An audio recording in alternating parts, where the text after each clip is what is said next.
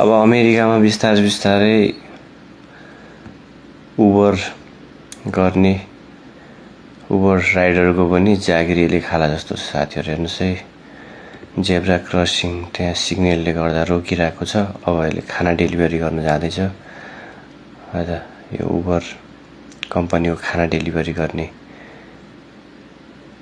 लागि यहाँ हेर्नुस् है, हो यस्तो खालको छ यो।